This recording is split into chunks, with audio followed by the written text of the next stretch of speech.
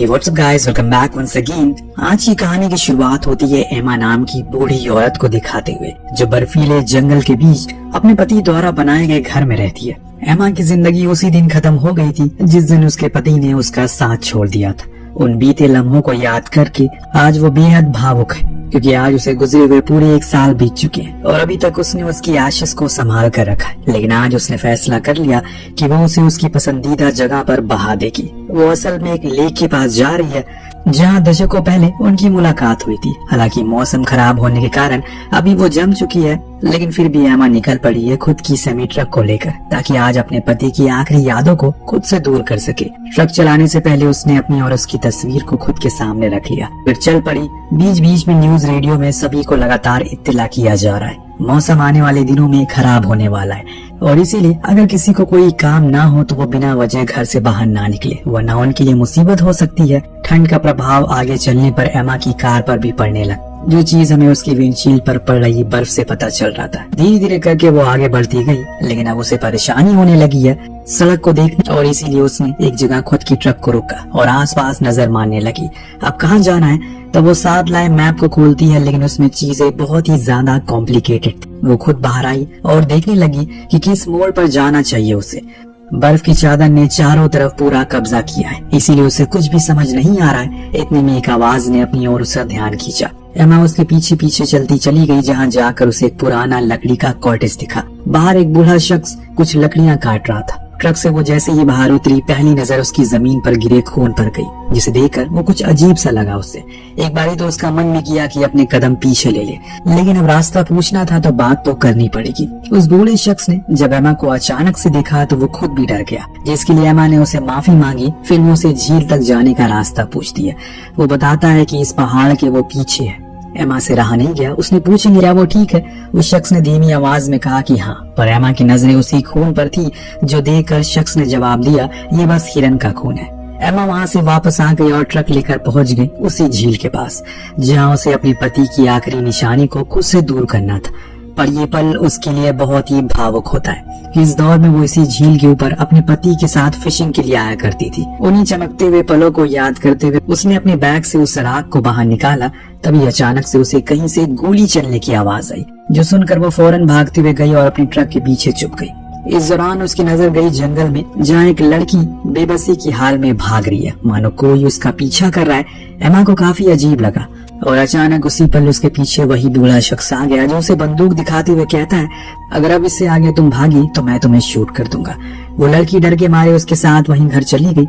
आपकी तरह ही एमा के मन में भी कई सवाल पनपने लगे हैं, जैसे कि कौन है ये लड़की, क्या चाहता है ये शख्स, आखिर क्यों वो उसे इतना तड़पा रहा है, इसका मकसद क्या है? इतने सारे सवालों के घेरे में उलझी हुई एमा परेशान हो जाती है। उसे ख्याल आया क्यों ना वो पुलिस को कॉल करके सब कुछ बता दे, पर इस बर्फीली जगह पर सिग्नल आना भी तो नामुमकिन है। इसीलिए उसने अपना सामान वगैरह लपेटा और निकलने का सोचा। परंतु जब वो झील के बाहर आ रही थी, तभी उसकी ट्रक एक गड्ढे जैसी चीज में अटक जाती है। हजारों कोशिशों के बाद भी कोई हल नहीं निकला। वो उसे वहीं छोड़ पैदल ही आगे बढ़ती है। बीच में उसे वही बूढ़ा शख्स का कॉटेज दिखा। उसके मन में ख्याल आया क्यों ना वो जाकर चेक करे कि असल में चल क्या रहा है। तभी उसकी नजर उस बूढ़े आदमी पर गई, जो कार लेकर कहीं जा रहा था, और यही सही मौका था पता लगाने का। इसीलिए वो धीरे से गेट के पास गई, लेकिन वो लॉक था। तभी उसकी नजर बेसमेंट में बनी एक खिड़की पर गई, जिसमें झांकने पर उसने देखा कि अंदर वही लड़की बंद है, जिसे उसने अभी थोड़ी देर पहले झील पर देखा था। एमा ने उससे बात करने की कोशिश की, पर मुंह पर टेप होने की वजह से वो कुछ बोल नहीं पा रही है। उसे समझ नहीं आ रहा है कि इस लड़की का क्या कसूर है, क्योंकि इसे यहाँ पर बंद किया गया है। ना ही अंदर बंद लड़की को पता था कि इस अजीब सी सुनसान जगह पर ये बूढ़ी औरत कैसे पहुंच गई उसकी मदद करने के लिए। दोनों ही अपनी कश्मकश में डूबे हैं। तभी वहाँ पर 2 गाड़ियां आकर रुकी। एक में बूढ़ा शख्स की पत्नी भी थी, जिसके हाथों में बंदूक था। शायद कुछ गड़बड़ होने वाली है, इसीलिए एमा ने ग्लास पर लिखा कि वो वापस जरूर आएगी। अभी फिलहाल उसे जाना पड़ेगा। अंदर उन दोनों पति पत्नी की बातों से हमें पता चलता है इसमें उन दोनों का बराबरी का हाथ है। आज वो अपने शिकार को खत्म करने वाले हैं, यानी कि उस लड़की को इतने में उस शख्स की पत्नी के नाक से खून आना शुरू हो जाता है। इसी के दरमियान उसकी नजर एक ग्लव्स पर पड़ी, जो देख वो समझ गई कि जरूर यहाँ कोई और भी आया था, और हो सकता है कि उसे सब कुछ पता चल गया हो। इतने में वो उसे एमा के लिखा हुआ वो संदेश भी दिख जाता है, जिससे वो पूरी तरह से पूर्ति हो गई है कि यहाँ जरूर कोई न कोई तो आया था। उसने अपने पति से पूछा कि ये दस्ताना किसका है। वो भी हैरानी से देखते हुए कहता है, मुझे क्या मालूम है, लेकिन ये तुम्हें कहाँ मिला? उसने बताया कि ये बाहर पड़ा था। जो सुनने पर वो भी परेशान हो गया। उसे याद आया कि एक लेडी आई थी उसे झील का रास्ता पूछने के लिए। हो सकता है कि ये उसी का हो। ये सुनने पर उसकी पत्नी आना गुस्से से लाल हो जाती है, क्योंकि अगर उसने जाकर किसी को भी बता दिया यहाँ पर क्या हो रहा है तो सब कुछ खत्म हो जाएगा। उन्हें जिंदगी भर की जेल हो सकती है। इसीलिए वो बंदूक लेकर बाहर चली गई और जबरदस्ती रेनॉल्ड को भी अपने साथ लेकर गई। इधर एमा ने बड़ी चालाकी से अपने पति द्वारा बनाए गए एक शेड को तैयार किया, जो उसने किसी भी दिक्कत समय इस्तेमाल करने के लिए बनाया था। लेकिन आज एमा ने उसे एक चारे की तरह इस्तेमाल करने का सोचा। दोनों ने उसे देखा, पर आगे सिर्फ रेनॉल्ड गया। लेकिन तभी उसका पैर वहाँ पर बर्फ पर पड़ा, जिसे एमा ने जानबूझकर नरम कर दिया था, ताकि जैसे ही वो उस पर अपने कदम रखे वो टूट जाए। और हुआ भी ऐसा ही। वो चिल्लाते हुए ठंडे पानी में गिर गया। एना फौरन आगे आई और उसे निकालने में लग गई। इधर इस चीज का फायदा उठाकर एमा इनके घर में घुस जाती है और बेसमेंट में जाने के लिए रास्ता ढूंढने लगती है, जो उसे मिल भी गया, लेकिन उसमें ताला लगा था। तो अभी वक्त न जाया करते हुए उसने उसे तोड़ने का फैसला किया, जो कुछ कोशिश के बाद भी टूट भी जाता है। नीचे गई तो वहाँ उस बेसमेंट की हालत को देखकर उसकी रूह कांप जाती है। वहीं पर वो लड़की भी थी, पर उसके हाथ पर उन लोगों ने जंजीरों से बांध रखे थे, जिसे अभी इतनी जल्दी तो खोल पाना नामुमकिन है। इसीलिए उसने कहा कि वो घबराए ना, जल्दी ही वो फिर वापस लौटेगी। इस बार वो खाली हाथ नहीं आएगी, बल्कि उसने अपने दिमाग का प्रयोग किया। बेसिन में लगे नल को खोल दिया, जिससे वो पूरा घर में धीरे धीरे करके पानी भरने लगा। जो इस ठंड में गर्म करने के लिए इनके पास लकड़ियां थी, उन्हें भी उसने भिगा दिया। बाहर आ गई, लेकिन न जाने कैसे एना ने उसे देख लिया। वो उस पर शूट करने लगी, एक गोली जो किस्मत से सिर्फ उसके हाथ में ही लगी थी। इसीलिए वो जैसे तैसे खुद को बचाते हुए वहाँ से भागकर अपने ट्रक के पास आ गई। लेकिन इस तरफ जब ये पति पत्नी घर में घुसे तो इन्होंने जब घर की हालत को देखा तो इनके तो होश उड़ गए। पूरा घर पानी से भर चुका है। रिवॉल्ट, जो कि अभी भी ठंडे पानी में गिर गया, उसे तुरंत ही गर्म आग की जरूरत थी, वरना वो ठंड से मर जाएगा।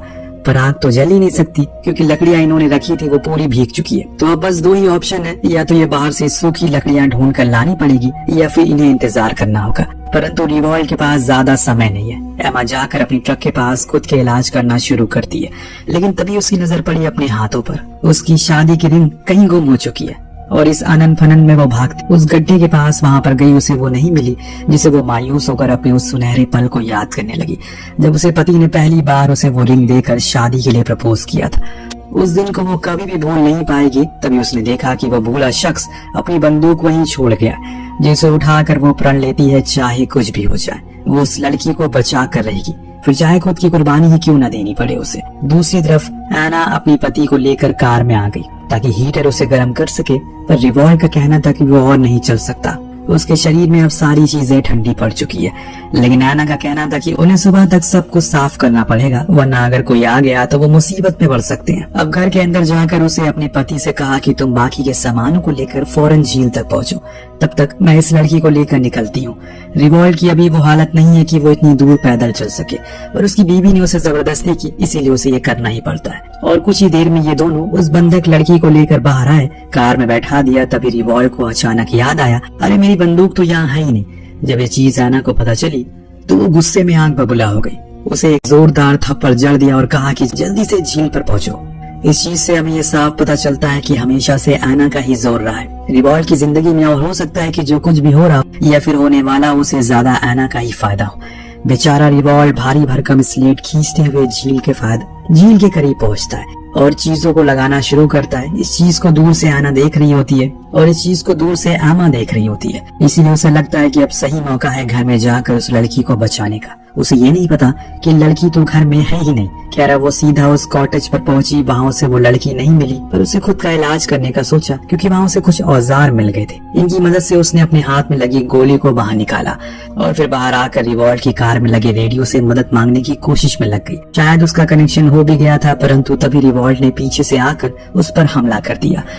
लेकिन उसकी मदद से इतनी बेकार हालत थी, लेकिन उसकी खुद की इतनी हालत थी कि ज्यादा देर वो उससे लड़ नहीं पाया। और ऊपर से एमा ने उसका पैर भी जख्मी कर दिया था। वो उसके सामने अपनी जान की भीख मांगना शुरू करता है। सब कुछ सच सच बता देता है कि इसमें उसकी कोई गलती नहीं है। दरअसल उसकी बीवी का मानसिक संतुलन ठीक नहीं है। जिस लड़की को हमने बंदी बनाया है उसने पहले भी कई बार खुदकुशी करने का सोचा, और मेरी बीवी को लगता है कि अगर उसे मार कर खत्म कर देगी तो उसकी तबीयत ठीक हो जाएगी, इसीलिए वो उसे झील के पास लेकर गई थी। मैं तो खुद थोड़ी देर में मर जाऊंगा, प्लीज मुझे हॉस्पिटल जाने दो। एमा को उसकी हालत पर तरस आने लगता है। वो कहती है कि ठीक है जाओ, वहाँ जाकर तुम पुलिस को यहाँ भेजोगे तभी मैं तुम्हें जाने दूंगी। दूंगी।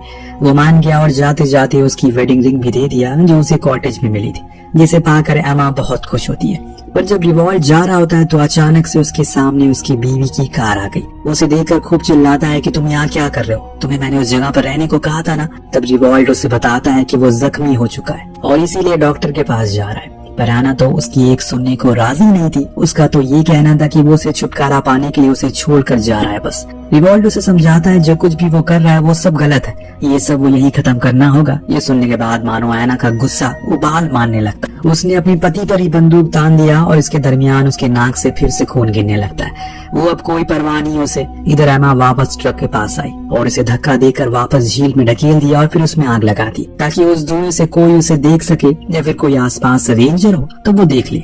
हुआ भी ऐसे ही दोस्तों, जब वो बाहर आई तो 2 पुलिस वालों ने उसे देख लिया। पहले तो उन्हें लगा कि शायद वो कोई कातिल है, पर बाद में जब एमा सब कुछ बोलने लगी तो वो फौरन उसके पास उस कॉटेज में गए। बाहर खड़ी ऐना की कार उसे दिख गई तो ये दोनों पुलिस वाले उतरकर उनके करीब जाने लगते। उसने दोनों को शूट करके खत्म कर दिया और फिर एमा पर भी गोलियां चलाने लगी, पर वो तो सही समय पर ट्रक के पीछे आ गई। इस बीच उसने देखा उसने अपने पति को मार डाला है, यानी कि रिवॉल्ट अब इस दुनिया में नहीं रहा, लेकिन उसकी पत्नी तो शायद किसी को जिंदा नहीं छोड़ने वाली। सही मौका देखकर एमा ने उसके पैर में शूट कर दिया, जिससे अब वो घायल हो चुकी है। इसीलिए उसके पास अब समय नहीं है वो कुछ कर सके, उस लड़की को बचा सके। लेकिन तभी वो दोबारा खड़ी हो गई और गोलियां चलाने लगी, जिससे बचने के लिए एमा एक पल्ले के नीचे छुप जाती है। तो ऐना ने उसे पल्ले को ही गिरा दिया और शूट करके, जिससे वो बेहोश हो जाती है। उसी बेहोशी में उसने उस दिन को याद किया जब वो अपने पति के लिए नाश्ता बना रही थी। उस दौरान उसने अपनी आखिरी सांसें भर ली। दरअसल उसके पति को कैंसर था, जिसके कारण वो पहले ही गुजर गया। जब एमा को होश आया तो वही बेसमेंट में बंद थी उस लड़की के पास। होश आने पर उसने सबसे पहले तो उसे आजाद किया और फिर उसका नाम पूछा, जो था मिया। देन वो बेसमेंट के पीछे वाले गेट से बाहर निकलने की कोशिश में लग गई, परंतु बाहर ऐना खड़ी थी जो उसे वापस अंदर भेज देती है। दोनों ही परेशान थे कि अब उनके साथ क्या होगा, क्योंकि अगर इस औरत को उन्हें बस मारना ही होता तो वो कब का मार चुके होते। लेकिन उसने ऐसा नहीं किया क्योंकि उसके इरादे कुछ और ही है। अगले दिन हमने देखा ऐना इन दोनों को लेकर उसी झील के पास गई जहां उसने एक टेंट लगाया हुआ था, जिसके अंदर जाने पर इन्होंने देखा वहां पर लिवर ट्रांसप्लांट करने के उपकरण रखे, जो देख दोनों ही समझ गए कि क्या होने वाला है। इसीलिए ऐमा ने कहा कि तुम मेरा लिवर ले सकती हो, पर उसका कहना था उसका शरीर अब बेजान हो चुका है, उसे एक जवान लीवर चाहिए क्योंकि उसे अमर होना था। उसने जबरदस्ती एमा से कहा कि मियाँ को लेटाओ और हाथ पैर बांधो। उसने ऐसा ही किया, लेकिन जानबूझकर थोड़ा हल्का बांधा। अब ऐना तेजी से अपना काम शुरू करती है, परंतु एमा उसे ऐसा होने नहीं देगी। इसीलिए उस पर हमला बोल दिया और घसीट कर बाहर ले आई। उसने उस पर बंदूक तान दी, लेकिन उसमें तो गोलियां है ही नहीं। तब गुस्से में और पागलपन का शिकार हुई ऐना उसे घसीटते हुए उसे गड्ढे के पास ले जाने लगी जो उसी ने बनाया था।